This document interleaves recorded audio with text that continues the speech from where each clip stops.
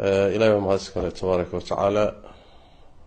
بعد ذلك وحنا أدو فرح سنة هاي إن شعبك ري مقدشو أن كل ما ننتا جمعة عصر كذا استاديوم إنجنيري ريسو مقالة كويالة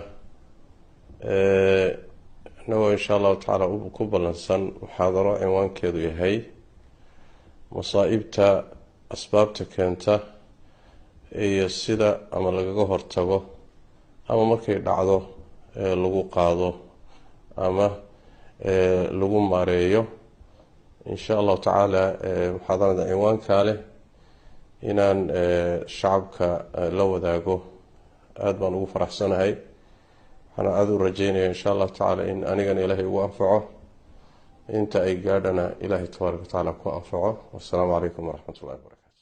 آمالنا نهرا تسيل عذبا كماء السلسبيل ومذكرات في الحياة منها ارتوى جيل فجيل. آمالنا نهرا تسيل عذبا